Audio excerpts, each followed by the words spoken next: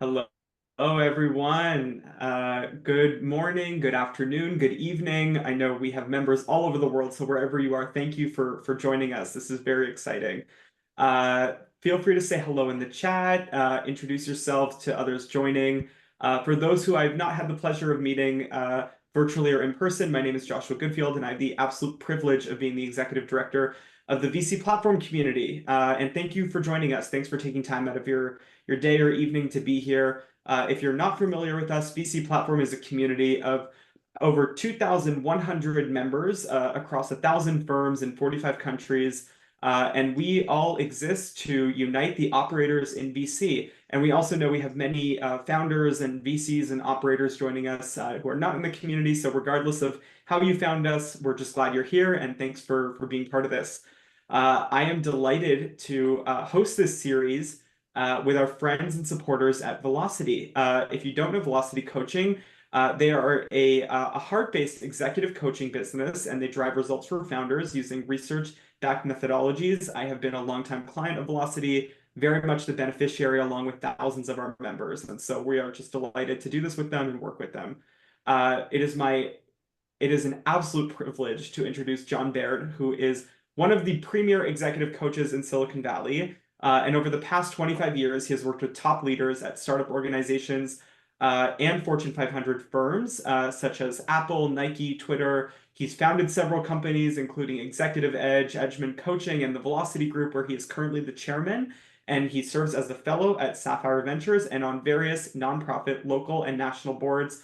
John, I don't know how you do it. You have more time in the day than all of us, and we're just grateful that we get to be a part of your orbit and that we get to do this with you. I want to thank John and Saeju, who you'll be hearing from momentarily. John is going to properly introduce our guest of honor today for their time. We were just in the prep call, and I'm very energized as to what we're going to be talking about today. So I'm sure you'll all enjoy it. We're going to focus on Saeju's founder story and the transition between CEO and executive chairman. Like always, we invite your questions. And so you can message me privately with any questions that you have.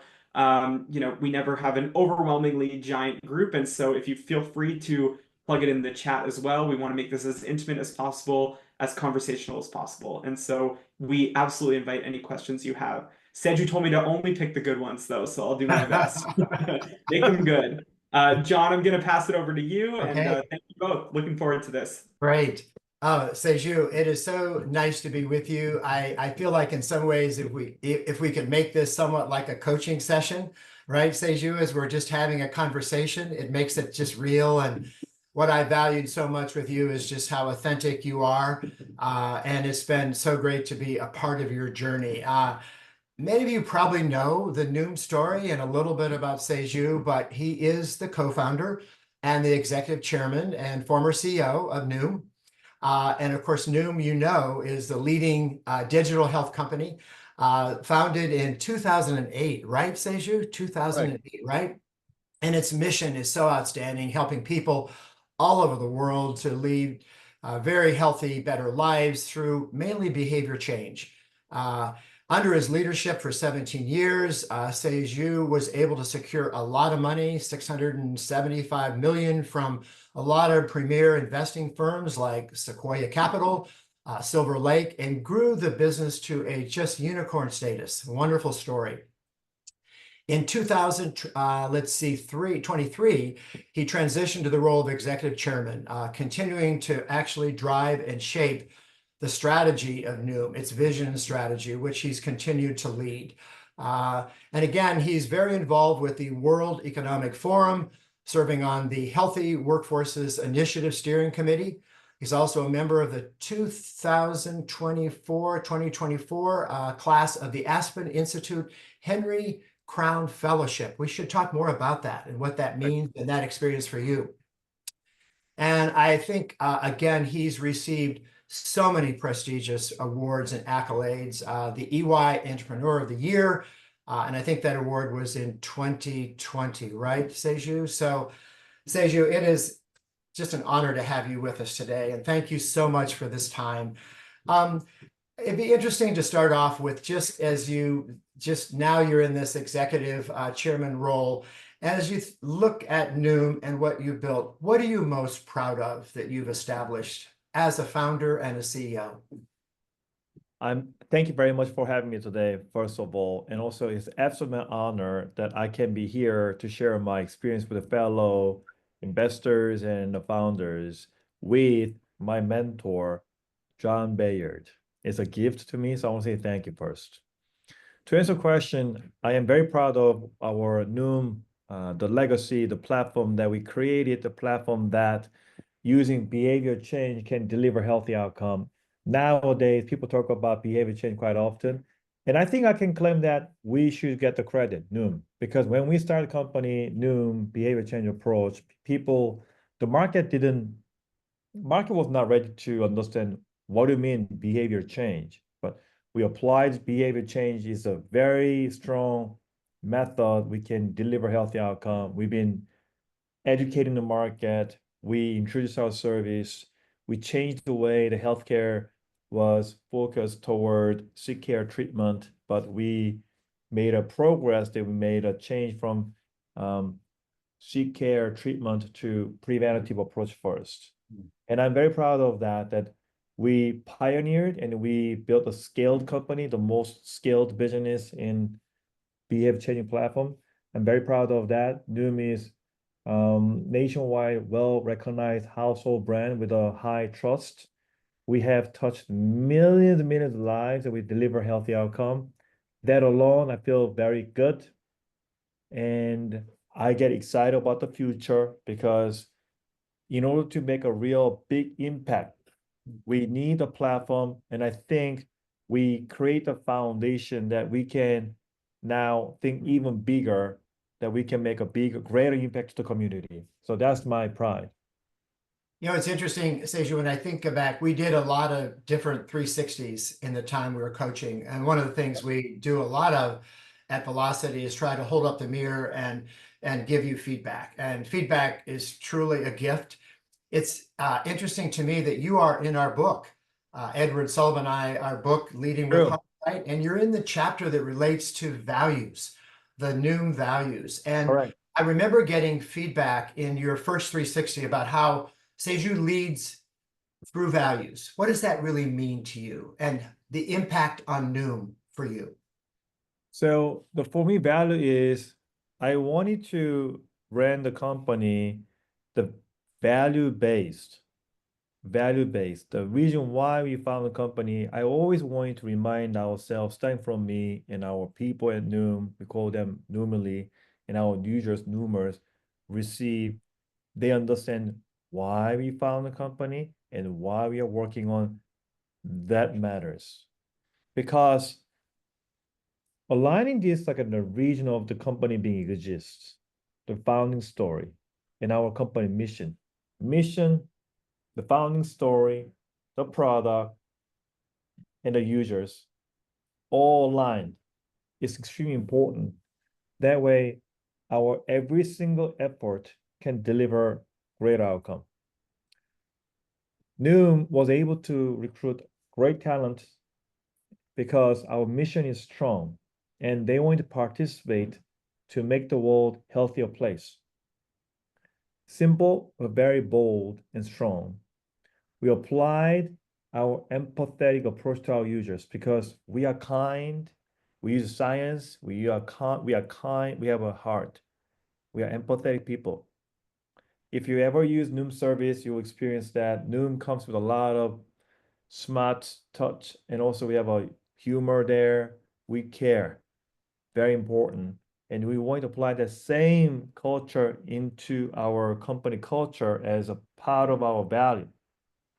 That's how we led company, driven by heart, that we care about users, we care about our people, and we deliver good outcome. So that was our company culture, like the foundation and more the way we set the moral campus. Has that continued, Saeju? You're now in that executive chairman role as you sort of look at the company, and of course we now have Jeff as the CEO of Noom. Has that focus on culture and values, has it continued to be important? Absolutely, yes. It has to be stick with the company culture. Otherwise, I don't think our company can actually operate sound, because the people here in Noom who are motivated to deliver healthy outcome and the mission is the reason they are here. They could get a job at the other great tech companies, but they chose Noom because of that reason. So it's not an option. And second, my new CEO, Jeff Cook, he had he never worked for someone else, matter of fact. Yeah. He Yeah. ever since he graduated from school, his entire career is like a founder CEO role. And I was luckily that I met him and we had a lot of interesting conversation from like the beginning. And I asked the question, like, you're very strong, and why do you want to join us rather you start a new company? Because your entire life is a founder CEO. So as a founder CEO myself, kind of like it's hard to join someone else. And he told me that because Saeju, Noom is such a great platform, and I learned building the right company take like many years. And he said, Noom has a great foundation, and healthcare has a lot of problem and opportunity. So Noom has a very unique opportunity, can make the bigger impact. And he was looking for how to make the biggest impact in his life in healthcare, and he found Noom. That's how it works. So even our new CEO joined the company because our company mission is the reason. So Yeah. again, our company mission is very simple, but super powerful because it's applicable for most of the people who care about their own health or family health or community health, and in a way that we can help them to get healthy before they get sick. Yeah. Mm. You know, it's never easy as you think about the just the challenges that founders and CEOs have as they navigate their journey with, the employees, the culture, also the board. What were some of the biggest challenges you had when, in your role as founder and CEO that you navigated? And we certainly in our coaching talk a lot about that. I mean, challenges, and we learn from adversity. So what were some of the things that you look back on and say, those were really important times in which I was able to sort of move to a different place, the I, learning, people listening? Yes. I think I feel very thankful that you are asking the question, because John Baird, as my executive CEO coach, you were there when I needed help. So I want to say thank you one more time. And I remember, because startup by nature, either startup, most of startup is not doing well. So they're either like they struggle, or Noom was lucky that we were growing fast. I mean, after 11 years of like almost plateau, quiet time, and then we took up. The audience today is 2024. This is the 18th year of Noom. So people do not know how long history we have. 18.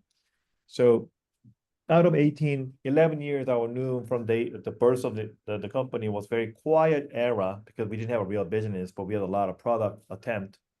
And when we entered the growth mode and then hyper growth mode, the company and company had faced different challenges. And I think this is what my teacher John is asking. Company has a different, so seed stage and Series A, and with the Series A, we form the board. I say this. Once you raise capital Series A, then you are forced to build a board, and your board member you don't choose because they buy the board seat, the financial investors.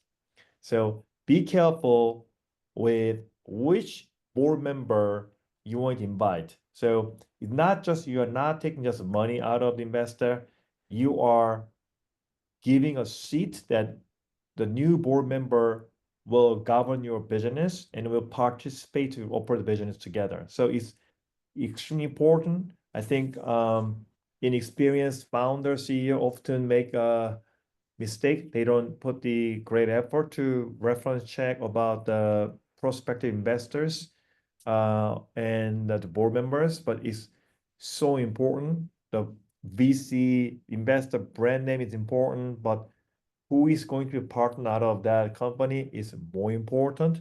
Yeah. Yeah.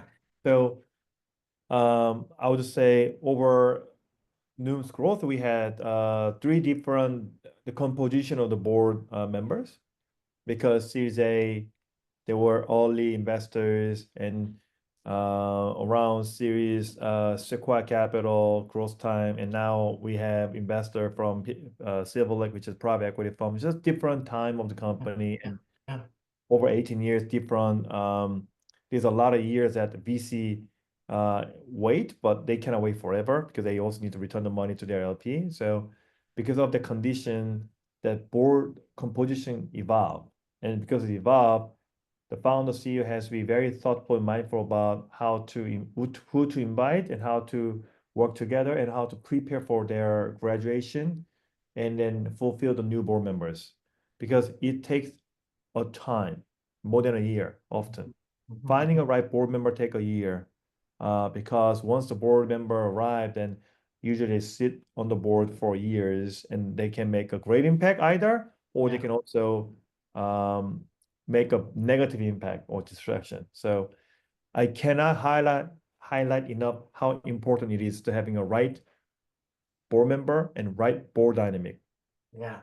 And how do you create that board dynamic? It's so interesting in my own coaching work that I'm doing every day. There are always board questions, right? Managing board. And you've talked about just the different motivations of board members. Are there some common principles, practices that, regardless of who they are as board members and where they come from, that you like to create in terms of your board dynamic? And now you're executive chair, and so you're in a very different role. And so is there anything, are there do's and don'ts of things that you just want to practice and would give advice to around making that board dynamic positive, constructive, helpful? Happy to share my own experience out of many errors and also what has been working well.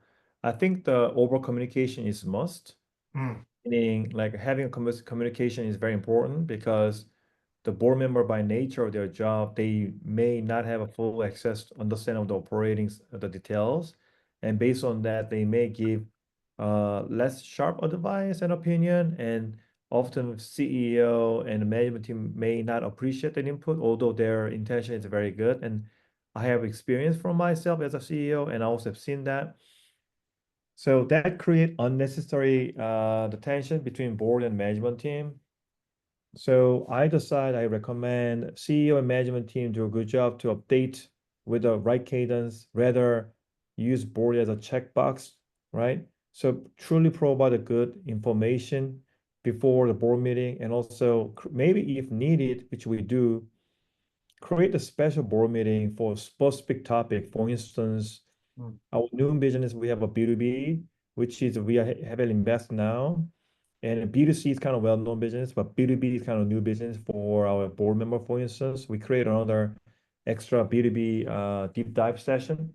So we treat like a board meeting, but we don't talk about bylaw, we don't talk about any other matter. We just talk about the B2B new business, and we provide a lot of materials to guide them to understand what is the how we operate it and what is our goal, how we measure success, and what we are building, and what is our roadmap strategy. Then the board members are able to provide a very sharp advice, and also they can open the rich network to advanced business, and that's the beauty.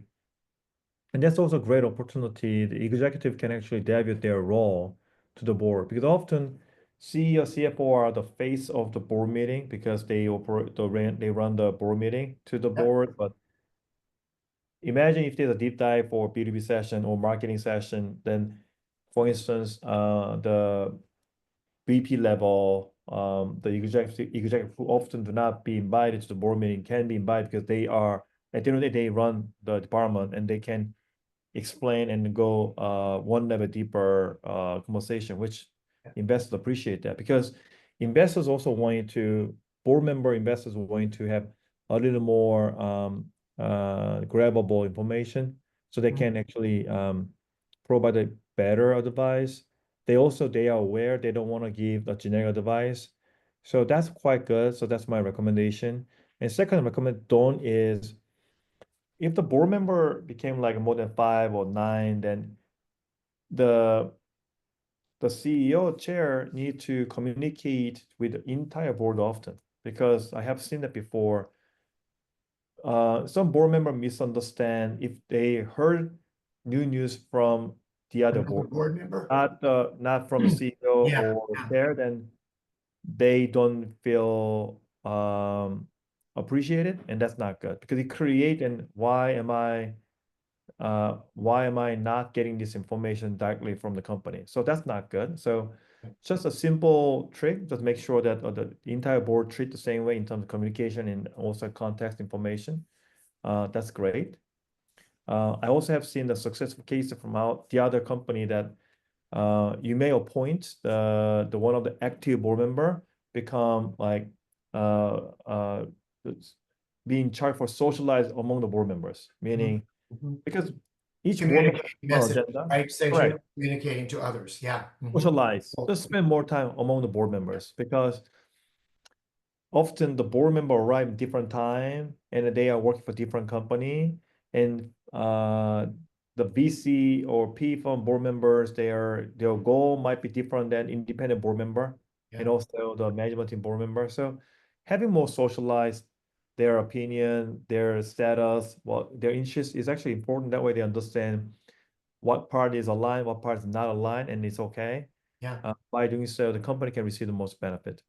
It's so interesting, Seju, how much we talked in our own coaching about the one topic board meeting, or even doing an offsite with the board, getting the board involved, being clear that the board is not involved in all the operational details, but they like to have input around strategy. So the one topic, that's really important where you can have a good conversation, and I think that's something that you've done really well at Noom. Thank you. And we're coaching a lot of other people to actually have that kind of conversation, to open things up with the board and not let the noise and the board really get in the way of things. I think it's fascinating that you were involved in actually hiring Jeff as the new CEO of Oh, Noom. that one. Yeah. Yeah, and so let's talk a little bit about the transition to executive chairman. And so involved in that time in which you were part of that journey in hiring Jeff, and then moving into your role as the executive chairman. So Sure. a little bit about that transition, hiring, and then now it's a new role for you, and how that has Absolutely. changed the Happy way to. you think about Noom. Yeah, Happy to. start there. So, it happened around 2021, I think in the midst of the COVID-19 time. I wanted to, we were growing fast and well, and I absolutely enjoyed the work at Noom, but I started to feel like, wow, my life is not sustainable because the amount of work that I handle as a founder CEO is um it's a lot. And Yeah. I think that's a good that I am absolutely paranoid and obsessed about the Noom success as a founder and a CEO. And I think because of my obsession, the company was able to overcome a lot of difficult times. And also I managed well a lot of ups and downs, probably a million times. But like how the Noom guide our users to find a way, the good balance of a life, work and life balance, and also manage the stress. And our Noom is designed to guide our users build a healthy habit that is sustainable and that can become a part of your habit. But I felt like over years, wow, because I literally just work like a lot of hours Yeah. and not enough time for family and not enough time for me myself to do exercise and work like many hours. And I think that's kind of like expected as a startup founder CEO, you grind.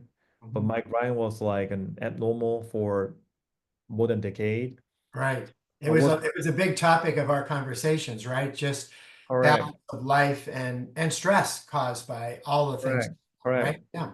At the same time, I like to learn, and I think one of like I don't want to brag myself, but one of the thing that I think I'm proud of my character that I'm always curious and I'm kind of impatient. I'm curious and I'm impatient. So I think that character uh, led me to become a founder Mm. because I'm curious Mm. and I'm impatient that I cannot wait. So if I'm curious, I need to learn and I need to try it. Um, over 15 years by the time CEO journey that I learned a lot and I became a better CEO probably than previous years because I made a lot of errors and I'm curious. and I take the feedback. And that all gave me the good opportunity I can learn. But as Noom became a known company, a large company, and we became the large company, and we have a lot to lose versus in the early days of company, we have nothing to lose. But we became like our brand is powerful. We have millions of users. We have a lot of money in the bank. Like, so I felt like if I continue to apply my curiosity to make an errors, but by having an errors, I can become a better CEO of that. I feel like it can also jeopardize business, hurt the business because we have a lot to lose. Yeah. And we need to, it's not sustainable, we need to continue to grow. That's the only way we can keep the good talent and invite new talents. And second, I wanted to find a better way I can have a sound balance at work so I don't burn out. So that led me to think how we can start to put in place the platform that we can recruit so the CEO. So I do think what makes startup is strong is agile and being lean and also always watch out the market. Yeah. And because of that, we can disrupt our method to adopt innovation. Otherwise, the company will eventually decline the business because they were slow to intake the innovation is the path to company go south.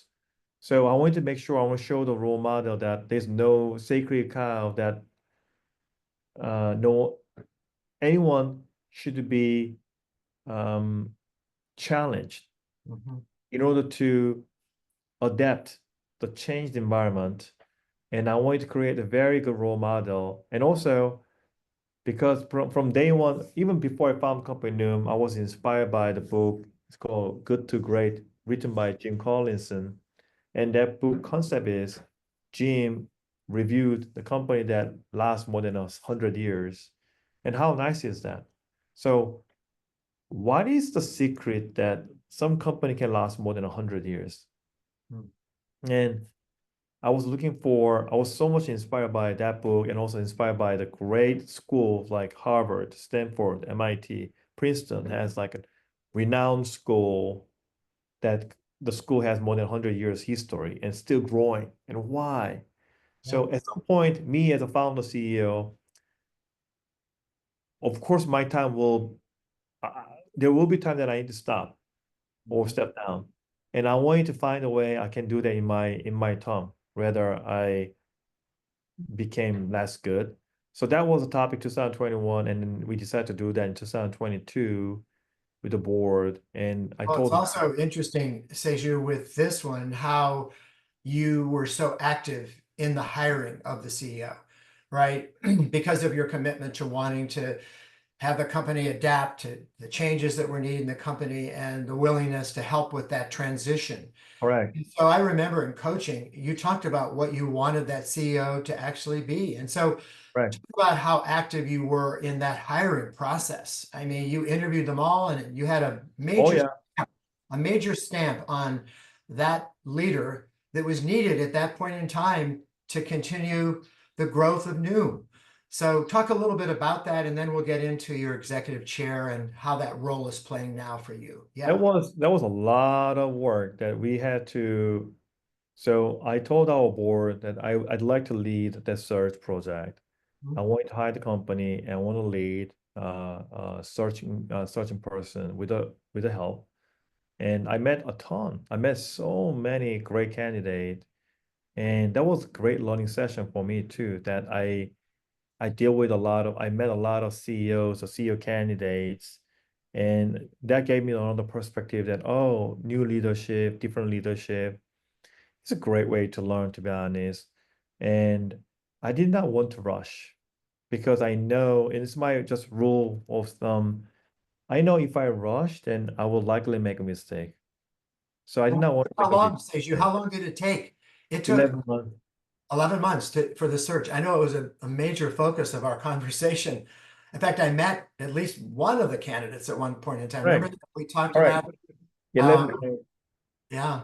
And because I'm a founder and a former CEO, because I want to make sure that the next person is better than me. And also, the next person must embrace the company culture and carry on and build better. It cannot be just like how we call hire CEO to perform. Yeah. It has to be like almost founder level, the care, sincere care. Otherwise, like I really want you to avoid like transactional, like hire transactional the work. And I can smell that. Why? Because I'm a founder and I'm obsessed about this business and the mission.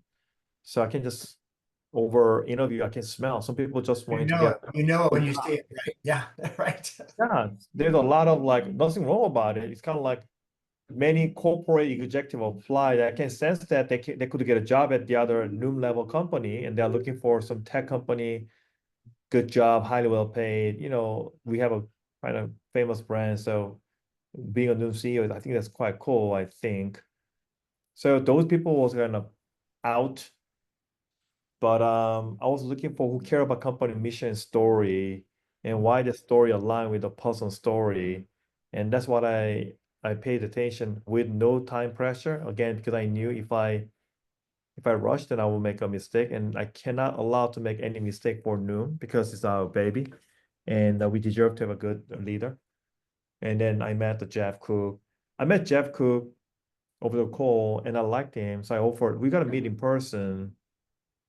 And I remember I didn't have time, he didn't have time, but I wanted to meet him ASAP.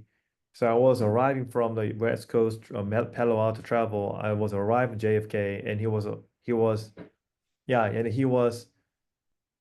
then he had a meeting here in Manhattan. So he stopped by at the JFK Terminal 4 passenger pickup 3. He came. I told him come over there, and I realized that JFK do not have any chair at the first, second floor. I learned that no chair. So we were sitting outside for 2 hours 30 minutes, Oh, and that was the interview.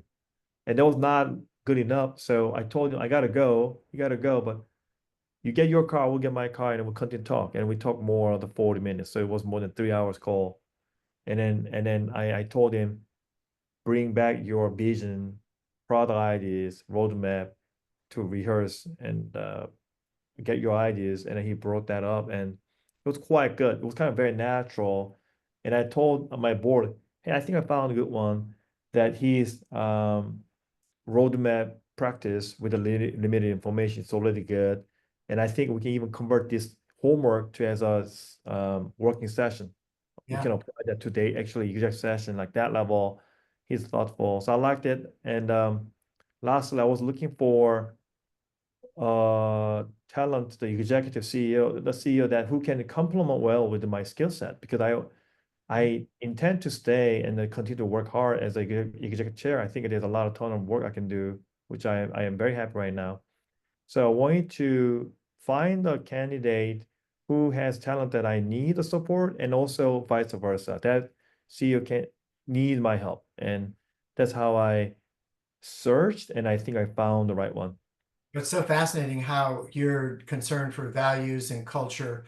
That was part of the interview process, right? You needed Sure. someone who certainly had the roadmap, the operational expertise, and a lot of the candidates had all that, but how many of them connected with the Noom story and how important Right. that was in the hiring and your partnership as well. So as we think about your role right now as the executive chair, you've taken this role, you've been in this role for over a year, right, Seju now? It's been over a Year year, and 3 months. Yes, sir. months. And you talked to a bunch of people beforehand to learn what that role is like. So what have you learned about that role? And how do you play that role? Having been founder and CEO and with Jeff, how do you balance all that? So what does it look like for Seju to be executive chairman now? Yeah. Thank you, John. So with your help, when I was onboarding him and before and after, John, you helped me to get in contact with renowned chairmen in the field. I asked there how do they work as a chair. So I got a lot of ideas. I got some general advice, and so that formed the way I can work. I also hired the company They advise like how to define the role for founder chair became the exec chair, what role the chair should do and what CEO need to do. So we kind of create a very clear like they call RASI, the work role, but not because of the we had the paperwork. It was more like it was kind of became obvious what Jeff can do as well as CEO and me, and also the company entered a new phase, right? That's also a benefit that we were very strategic about our choice that company new entered with my tenure, that large company. Now we were looking for how we can create sustainable growth company stage because I was like in a hyper growth stage company. I brought that up. Now the hyper growth company, how can it create a sustainable growth year to year while we manage our own capital and can invest more? So it's different business, different type of operating skill set, which requires a little more rigor in budget management, all that. And Jeff has done that before, so I felt very comfortable. So as Jeff came, because I was ready to delegate, I need to do the worst story that I want to hear from our people is like, oh, they get confused because Seju is still very powerful, and our new CEO is kind of like looking at Seju's eye. That's the worst story I want to hear. So I really want to make sure that Jeff has enough like space he can operate, and we can Noom can also adopt his leadership because every leader has different style, and I want to respect his leadership style rather I judge. Um, in other words, I need to give him enough space so he can do the best. I think that adjustment period was around 6 to 9 months. And I can tell from this early quarter this year, I think our leadership has been well settled with the new leadership, the way he operate, the way he expect to receive the document, the way he set the KPI and way to drive the business P&L based on that new KPI, I think has well settled into our new culture and operating system, which I'm very proud of. Because of that, Jeff did a good job, and I gave him, it was not easy, but I gave him a lot of space. And because of that, I was able to figure how to fulfill my day to day. For instance, I drop a lot of one-on-ones, but I paid attention how I can utilize my 17 years of accumulated knowledge and publicity around me and my rich network in healthcare and investors. So I've been working hard to promote and learn macro view from external to guide company strategy and vision and back and forth. So that has been quite fun. And I also learned there are different versions of the chair, meaning like this is what I learned from you, John Baird, and your friends. CEO role is a far more clearly defined. CEO operate division is P&L. Chair role can be very varied. Depends on the personality and circumstance and what the chair can do. So that's the privileged position that I have. So I've been enjoying what I can do the best for the company and what I'm naturally good at. So I think I kind of figure at this moment, and I'm very happy. My current calendar look completely different than a year ago. Thank you, John. What do you miss? What do you miss the most? I mean, when you think about it, right? And I think what I am so excited about it and hearing you talk is how you're continuing to define that role, but how clear you are about the role that Jeff plays and your role as executive chair, and that's still evolving. I mean, what is it you miss the most when you think The about? CEO? Yeah.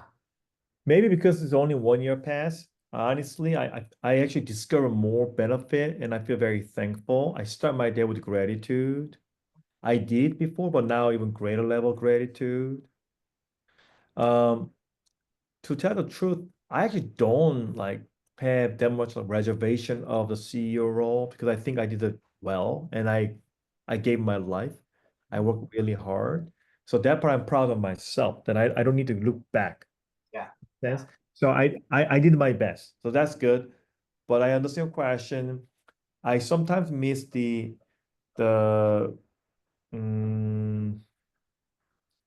the detailed the operational details that I can have a better understand what's going on.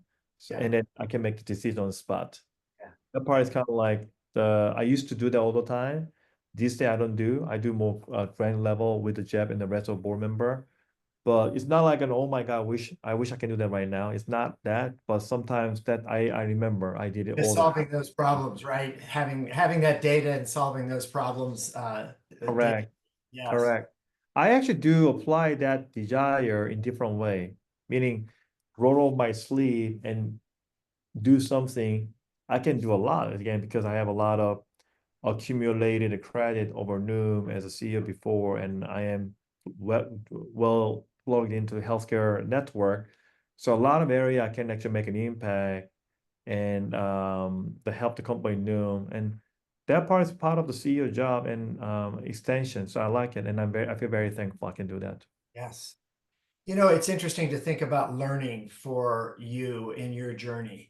I mean, just think about all the learning that you've just accumulated all the way through. Talk a little bit before we do some questions about the role of coaching, mentoring, learning through all of this, because Absolutely.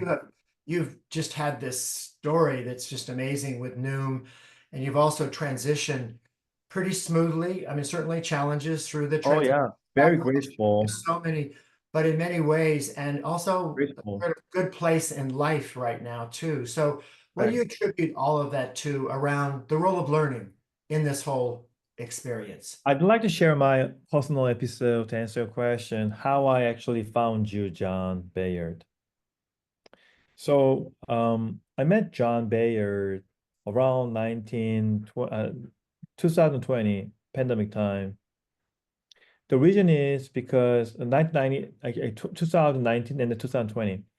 The reason was because I used to I used to make the important life decision and company decision by myself.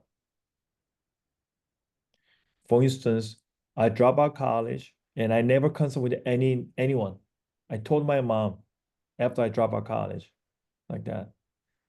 I met my wife, and a week later I proposed. I didn't consult with anyone. I met, and then I have a very happy married life right now. I found the company Noom without telling anyone, but I convinced my co-founder by then, and I found the company. I found my first company when I was age 19. I didn't consult with anyone. I just did it. Yes, I have a lot of pride on those that the good decisions that I made.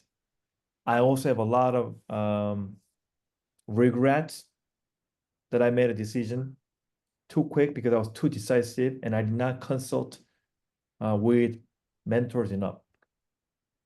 So around 10 years ago, more than around 10 years ago, when I was 30s, I became very lonely to operate the business. Our business was growing, and I felt like I don't know. I became a CEO because I'm a CEO. Why? Because I'm a founder. I put it down my name as a CEO because I was only one person for a company when I started it. So there was a question in me, like, am I a good CEO? My employer would not tell me I'm not a good CEO or good CEO because they can't. I mean, I do 360 review, but it's a partial data point. But in my head, I had the question, how can I assess I'm good? For instance, when I'm not good, when I don't get a good result from the fundraising, then I feel like, oh, it's my fault. When the product is not doing well, then I feel like it's my fault. When some people are leaving our company, HR, then it's my fault. When I cannot convince a strong talent, I feel like it's my fault. So everything just come down to me. So it became very lonely over time and time. So one day I realized, yeah, it's my habit. I don't ask for help. Then how can I learn? And it's my first time ever to become a CEO. I mean, it's my first time CEO. Basically, I'm not trained. I even dropped out of college. I didn't go to like MBA, whatever. Then I'm kind of like self-taught CEO. That means I must make a ton of errors, or I may even not even know that I made an error because I'm that stupid. That was the moment I felt like I need a teacher. And that was the moment that I found CEO executive coach. And I hired CEO coach and I learned so much from them. Why? A, they provide third party objective opinion about me and our business and how I interact with my management team. And often I was surprised to learn that my behavior or my perception that I think is completely opposite than what I thought. And I can get the data point from the coach that who I trust, and I grant the permission you can actually review. And that's amazing. And ever since I received the benefit, that changed my habit. So this day in the last 10 years, I became much better. I actually ask opinion more and I make decision less aggressively, but I would say better, mature decision. And that's one of the benefits.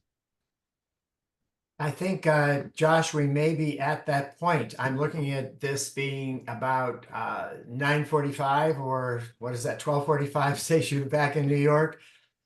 We could go on and on. There's so many things that we could talk about. But Josh, I think this is time to open it up and see where the interest is on questions. So Josh, this is all yours.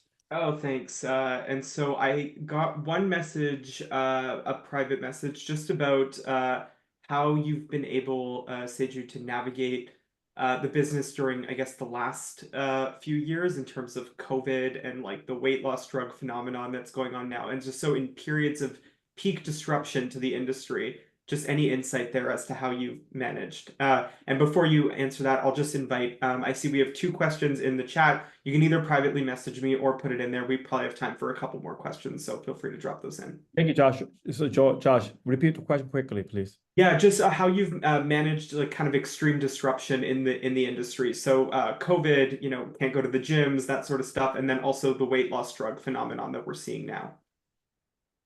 Such a good question, Josh. And I'd like to share what I tell our people, and I believe firmly.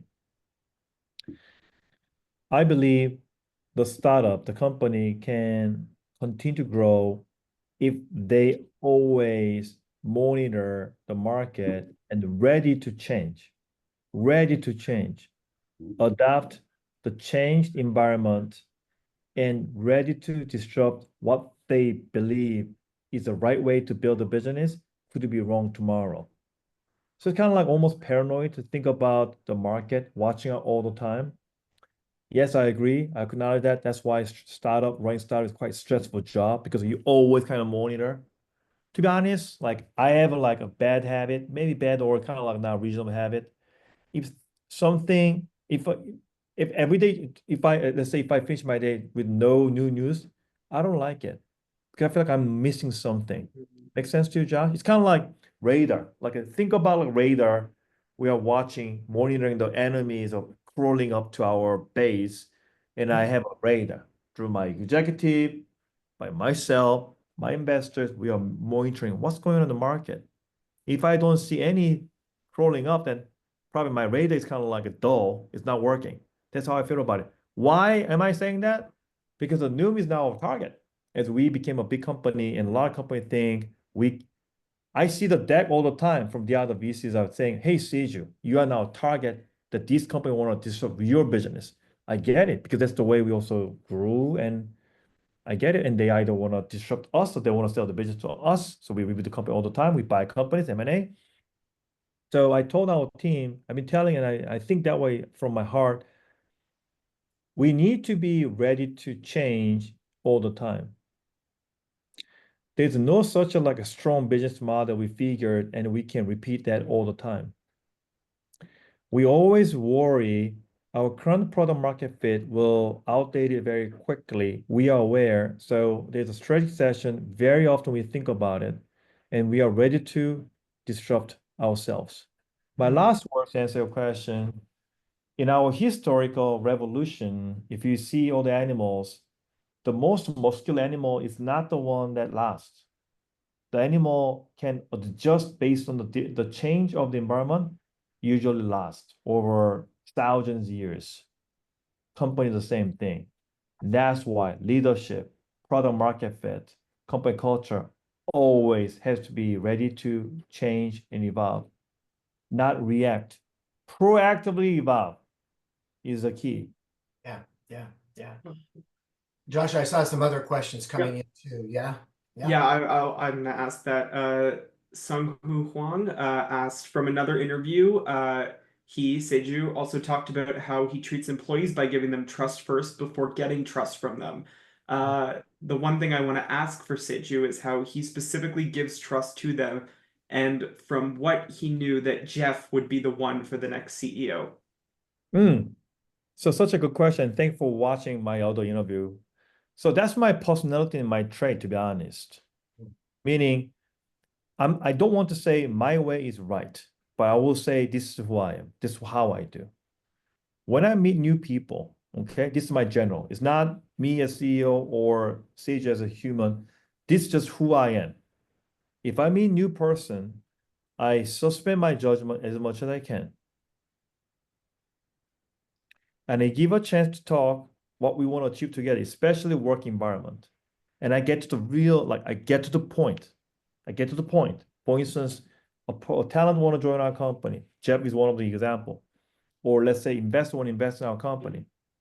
Or partner want to sell the business to us. I get to the point. Okay, what are you trying to achieve with me and our company? Tell me. And then tell me why this is a great value for me, for our users. Tell me. Mm. And tell me what you think is weak, but you're trying to cover with a professional manner. Because otherwise I have to guess, what am I missing? So I give you a chance to speak up because I honor your honesty as a business person. Working with the talent, same. I ask so when I interview new employee, executive, they often pass the several steps. So that means it's already highly qualified candidate. Then my interview is very simple. Tell me about your Noom story because I'm a founder. So obviously I have a lot of story I can tell you. You probably search my story. I'm curious about your story. Tell me about your story, why it has to be Noom. And I'm not gonna measure based on how well you speak. I'm not looking for a best speaker in the world. I'm curious the story that got you here today. And when I hear the story did not resonate well, and I can tell this person struggle, then I advise, hey, I don't know you, but I want your success. I don't think your story resonates strongly, so think twice. If you have spouse or your family member you trust, sit down and talk about this new opportunity before you engage next level. Because I'm giving you a gift. Because I don't want to see you unhappy at Noom. And I have seen that all the time. Because once you regard this as a job, it ain't fun. But I also have seen if you like what we do, Noom mission is aligned with what you like to do over your life, hallelujah. You will have fun. You will not say, oh my God, I gotta go work. Because we are already making a lot of impact and you will make more even impact. So that's why I do trust first. If they say yes, then I give trust. You come, we work together. If it's not working, tell me, I will help you out. That's how it works. So some people build the trust from none. I don't do that. I give a trust first because I'm a host. Make sense to you, Josh? This is a new house. And I invite you, then how can I treat like a transaction, like a double gunning? What do you have? Put down your gun. It doesn't work that way. I have the generous. Come to my house. I give you Noom and do the best. So start from good. This is trust. This is time. I give a trust and we build more. I don't start from zero. And it's too transactional. Yeah, that is so powerful. You know, I've never heard you tell that story about trust. It's interesting, Josh. As long as we work together, I find that just so powerful and so just to think about how you interview people at that stage. Josh, do we have more time for another question before we We finish? do. We have, yeah, maybe we'll do this one stage a little bit like rapid fire, if you don't mind, because Josh, there's a few to get to. Was there a moment where you pushed through by dealing with the stress? sorry, Josh, Oh, because did my your voice internet? was choppy. Repeat one more No time. problem. You're It's gonna cut chopping. out. Yeah. Yeah. Was there a moment where you almost gave up? Is there a moment where the business almost died, and how did you push through the stress and deal with the stress? Many times, Josh. Yeah. So many times. I don't want to make a story like glamour story out of it. Yeah. I say this, and carefully because it's so difficult. Startup is so difficult. People come to me and they want to ask like, I want to do a startup and they want to hear my opinion. Then I usually give like an honest opinion. You should start business. First of all, by stat, the chance to achieve success, what you think success is so hard. So don't start. Second, if you need my support to get a conviction to start a business, that's already wrong. So don't start. Now, let me answer your question. How did I overcome all the ups and downs? Josh, I still have a lot of ups and downs.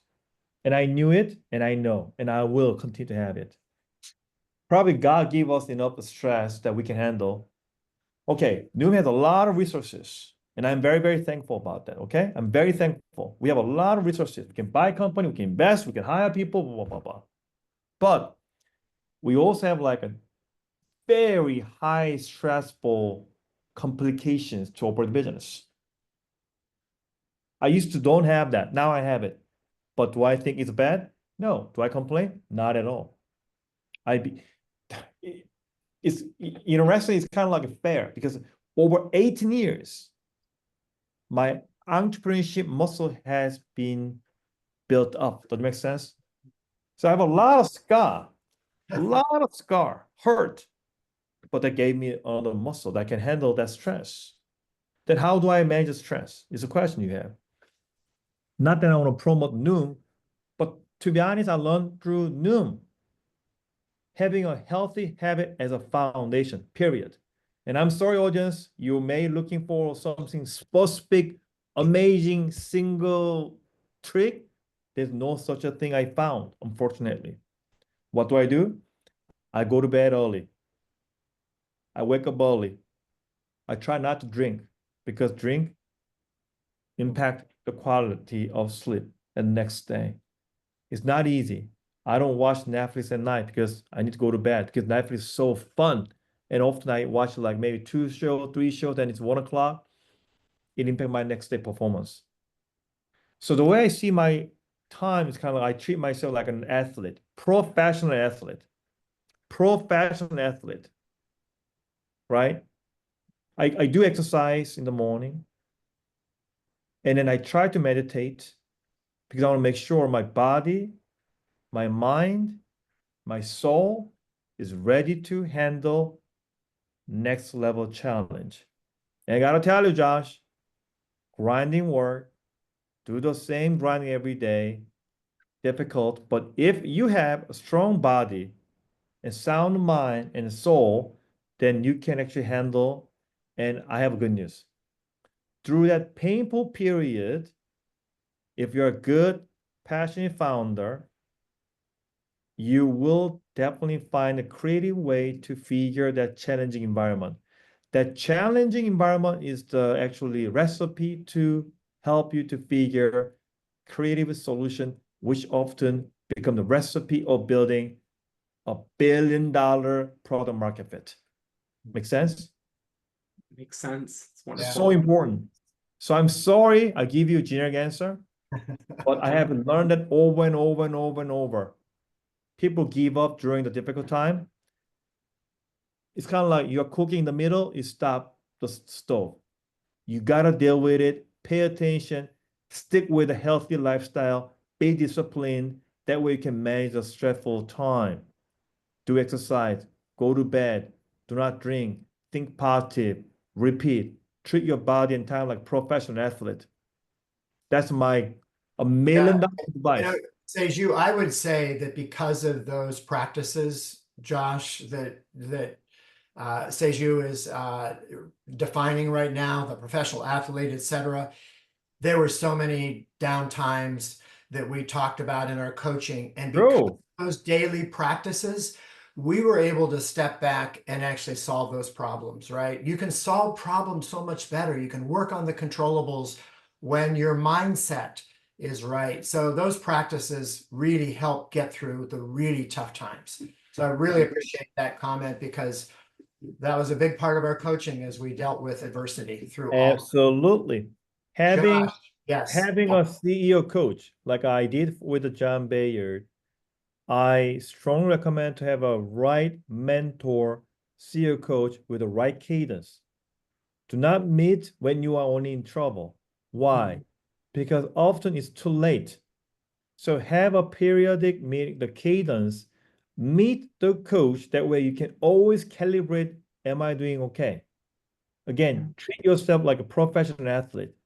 Professional athlete will have a coach and monitor you how you perform, including your professional performance, personal performance, and how you're doing.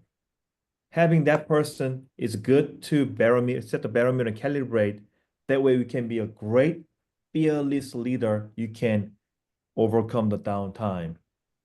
That's a great way to end, Josh. We're right at 10 o'clock. And Josh, I don't know if there's more to say about just feedback on the session, right? I think is there something, Josh, in the chat to give feedback on the session, right? Yep. Anything else?